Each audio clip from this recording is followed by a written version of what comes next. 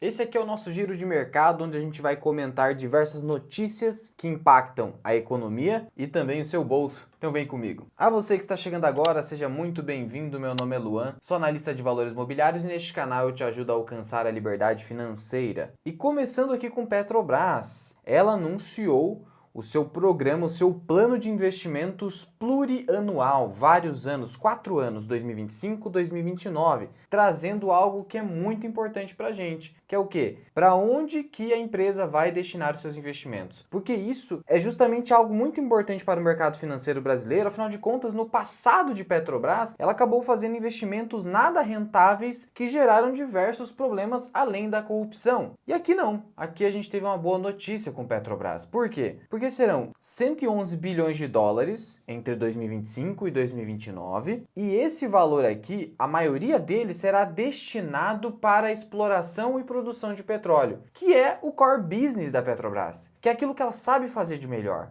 Não ficar ali buscando refinarias e outras coisas. E a outra parte do investimento vai servir para alocação em outros objetos sociais da empresa. Serão 77 bilhões de dólares em exploração e produção de petróleo, 11 bilhões em projetos de baixo carbono, uma minoria, e 20 bilhões de dólares para refino, transporte, comercialização petroquímica e fertilizantes. Então veja que uma minoria vai para negócios não tão rentáveis da Petrobras, como forma de diversificação. Então isso aqui é positivo, sinaliza para o mercado que hoje há um compromisso com a rentabilidade na empresa. E além disso, a gente tem o quê? Dividendos a partir de 45 bilhões de dólares. Isso aqui é dividendo ordinário, e aí você tem o extraordinário de mais 10 bilhões de dólares. Vamos supor que fique no meio do caminho, sempre projeções mais conservadoras. Então, 50 bilhões de dólares num prazo de 4 anos. Você teria então 12,5 bilhões de dólares por ano. Essa é a projeção da Petrobras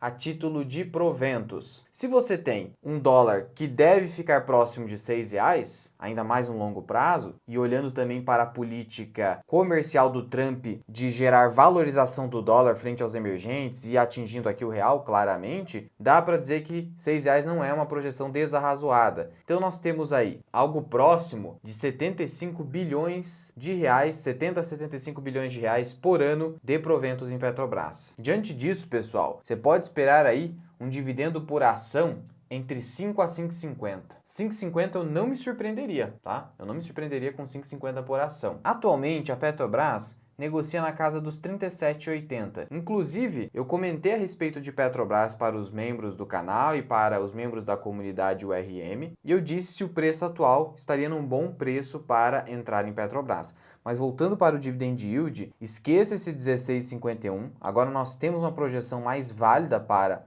Petrobras e os seus dividendos. Se você tem aí 5,50 por ação, como nós vimos, e aí você divide pela cotação atual de 37,80 da data de gravação desse vídeo, você teria um dividend yield de 14,50. Se você quer ser ainda mais conservador, eliminando, por exemplo, o dólar a R$ 6 e eliminando também dividendo extraordinário, você teria R$ 5 por ação. R$ 5 por ação, mesmo nas cotações atuais, eu vou arredondar para 38, supondo que seu custo médio de aquisição seja de R$ 38, você teria aí, então, um dividend yield de 13%. O mínimo, então, você poderia esperar 13%. 13% para você, só a título de proventos, com isenção de imposto de renda, seria um dividendo interessante em Petrobras? Aí a análise é muito individual. Depende do risco que você quer correr numa empresa de commodities e que tem um track record um tanto quanto duvidoso. Por isso a necessidade de alto prêmio de risco. Por isso que o mercado precifica a ação tão de forma conservadora assim. De todo modo, tudo isso serviu para dar mais previsibilidade para os investidores. E assim a ação tende a se apreciar eventualmente. Lembrando que aqui não é nenhuma recomendação de investimento, apenas a nossa visão pessoal a respeito do que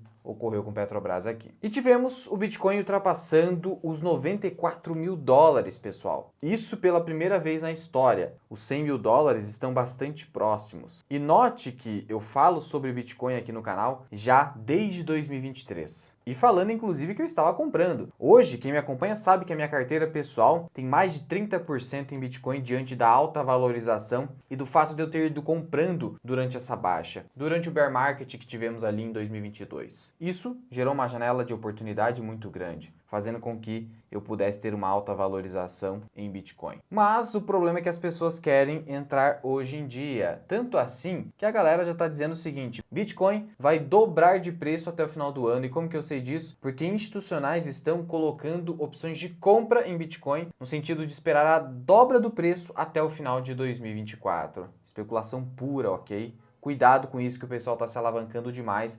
E aí quando o pessoal se alavanca demais, quando vem uma correção, o negócio vem com força. Então tenha cautela. Hoje o pessoal está com ganância em Bitcoin, é o pior momento para comprar. Eu diria o seguinte para você: qual o percentual que você destina para Bitcoin? Hoje não é o melhor momento para comprar. Pensando em market timing, é o pior momento. Agora, considerando que você tem como estratégia de longo prazo o Bitcoin, você quer ter na carteira, daria para comprar hoje? Daria para comprar pouco, olhando ali para o Dollar Cost Averaging, ou seja, faz o DCAzinho básico, aporte mensal, mas num volume muito pequeno. Ah, vou começar a comprar Bitcoin hoje, estou começando agora. Vai com um percentual muito pequeno dos seus aportes mensais. Por exemplo, você que aporta R$1.000 por mês, cara, não aporte mais do que R$100 nesse momento. Você aporta R$10.000 por mês, não aporte mais que R$1.000 nesse momento. Tenha cautela, não seja ganancioso, porque a correção virá. O Bitcoin é bastante cíclico e você precisa, principalmente você que está começando agora, entender que isso vai fazer com que você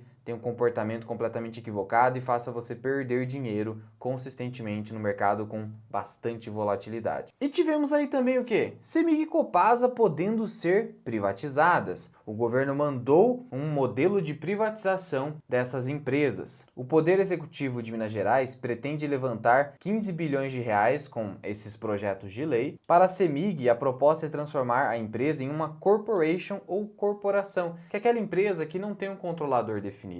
É uma empresa com capital pulverizado na Bolsa de Valores, como é o caso hoje da Copel. No estado do Paraná, isso acabou acontecendo. No caso da Copasa, a ideia também é vender o controle acionário, mas não pulverizar tanto quanto o caso da CEMIG. Ainda assim, seria um caso bastante similar com o que aconteceu com o Sabesp. Sendo assim, a visão do governo é: não queremos mais ter o controle, queremos levantar 15 bilhões, principalmente para saldar dívidas que o governo do estado ainda possui. O estado vai ter a famosa Golden Share, dando poder de veto ali em determinadas matérias mais importantes ou sensíveis à companhia. O mercado está dividido a respeito disso. A XP entende que, como o processo é ultra burocrático, depende de diversas aprovações, ela entende que hoje a privatização dessas duas empresas é bastante improvável. A Genial entende que a privatização seria algo legal, porque, no geral, o que acontece?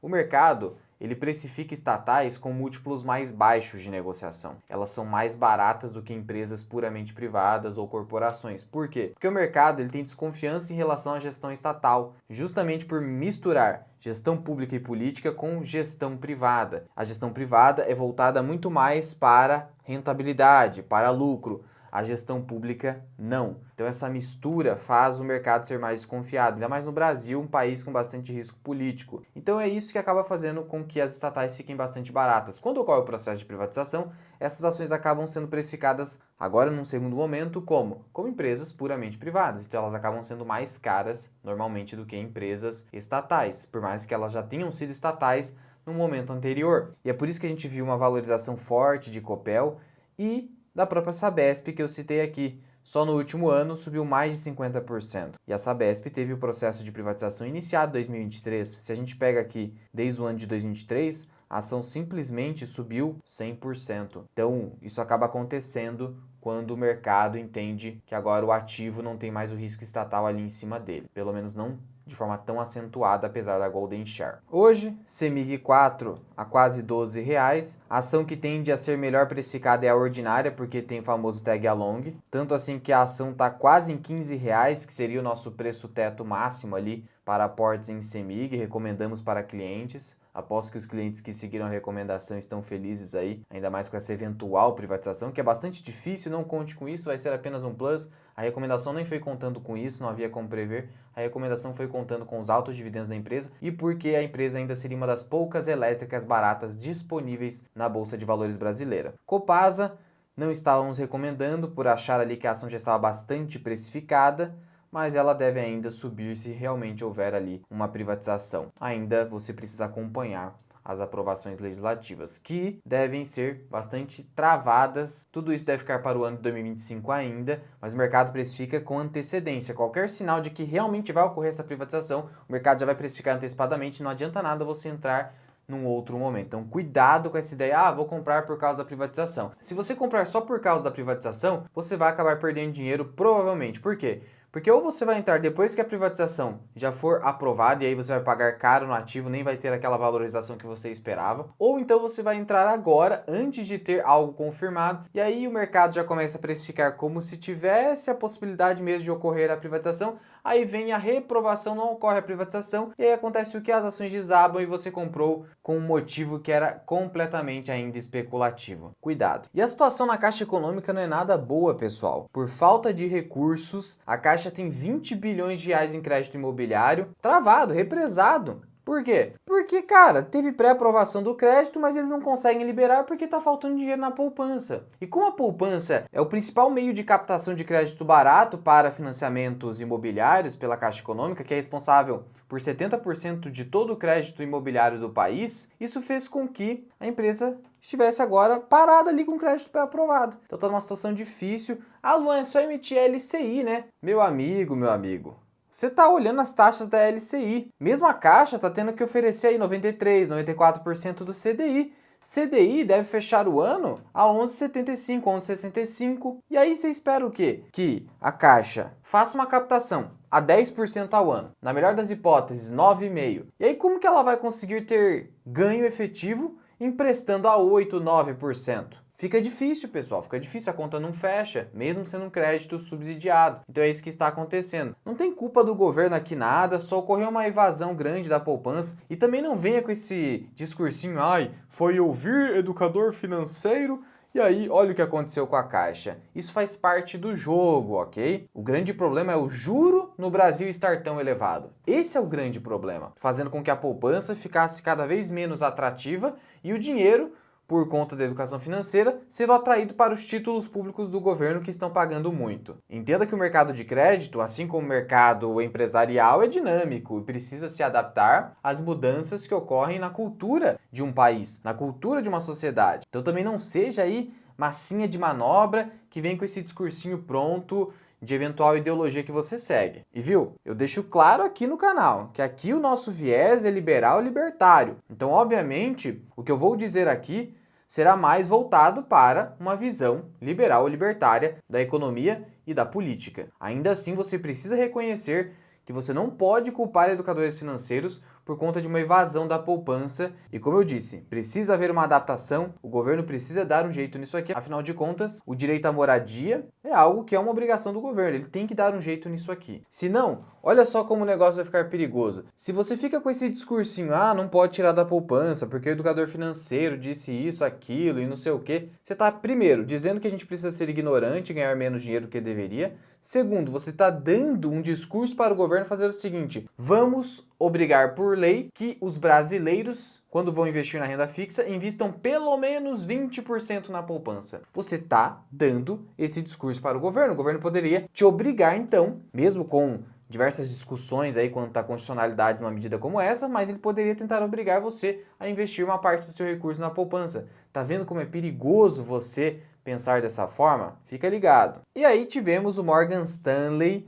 rebaixando as ações no Brasil, recomendando venda das ações brasileiras. Na visão deles, pode piorar antes de melhorar. Parece cômico, mas é isso mesmo. Ou seja, viu? O negócio até pode melhorar, talvez ano que vem ou depois, mas no momento só vai piorar mesmo. Estou precisando perder mais dinheiro ainda, com Bolsa Brasileira nesse ano performando mal pra caramba, perdendo da Argentina, perdendo a própria Bolsa Americana, viu? Estanca aí essa perda ou essa andadia de lado e coloque outra coisa por enquanto. Essa é a visão dos caras aqui. Cuidado com isso. Você sabe que ficar fazendo giro excessivo da carteira tende a dar ruim. Mas segundo o banco, que é um banco respeitado mundialmente, o governo e o mercado de capitais estão à beira de um impasse. O crescente endividamento público pressiona as taxas de juros para cima. Então o que acontece? Quanto mais a dívida pública cresce no Brasil, mais os investidores, os credores, eles vão exigir uma taxa de juros maior. Claro, Eu vou botar meu dinheiro no negócio que tá ficando mais arriscado, eu quero mais juro, pô. Claro, você vai emprestar dinheiro para uma pessoa que tá com uma dívida grande. Você pode até emprestar,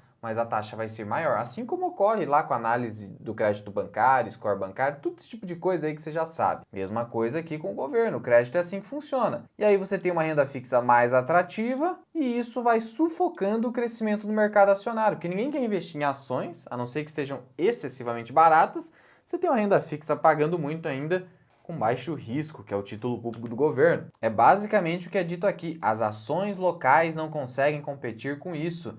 Existe uma competição do mercado acionário com o mercado de crédito, mercado de dívida. É assim que funciona, existe uma correlação. Por isso que é importante você ter tanto renda fixa quanto renda variável na carteira, para você não ficar tentando acertar o melhor momento das coisas. Você tem os dois bem balanceadinho, você vai se beneficiar em todos os anos.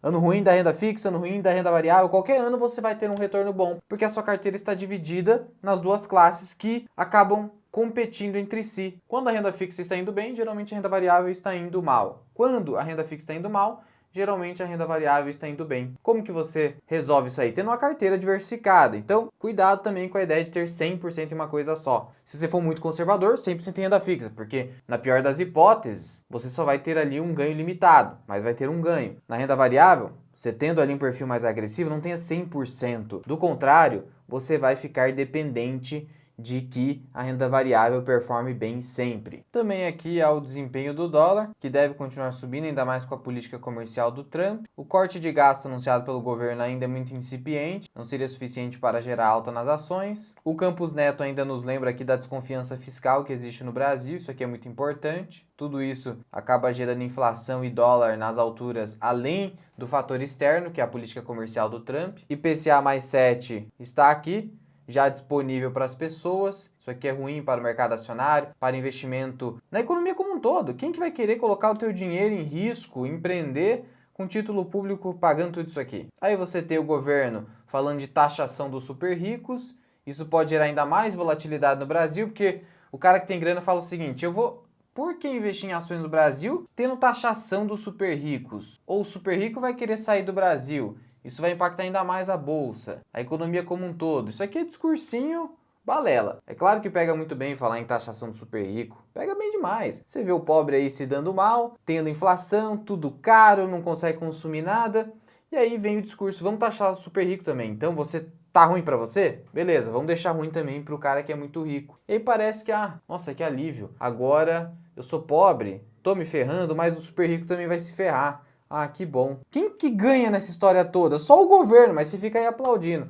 Mas é assim que funciona a massa de manobra no Brasil. Então veja, pessoal, apesar da Bolsa Brasileira estar muito descontada, negociando com índice preço-lucro de 8 vezes abaixo da sua média histórica, já começa a se alastrar um pessimismo aí entre bancos de investimento. Mas veja, pessimismo não é momento para sair vendendo tudo. Se ainda você tem espaço para comprar no seu asset allocation, é momento de comprar. A não ser que você não queira ter Brasil na sua carteira. Aí é a sua escolha. Não quero ter Brasil. Brasil é um pé no saco. Aí beleza. Mas se Brasil faz parte da sua carteira, é momento de sair vendendo tudo. Cuidado com esse negócio de ficar pulando de galho em galho. Dificilmente você vai ter consistência. Defina uma estratégia e siga essa estratégia desde que testado. Lembrando, pessoal, que nesse mês de novembro, a parceira do canal, a Grana, que tem parceria com a B13, então a B13 indica esse aplicativo para imposto de renda da Bolsa de Valores. Eles estão com uma promoção imperdível, desconto de mais de 30% com o cupom BLACK nas assinaturas dos planos do Grana. Com esses planos você vai garantir a declaração do imposto de renda em apenas 5 minutos para o ano que vem, que nós temos imposto de renda, claro,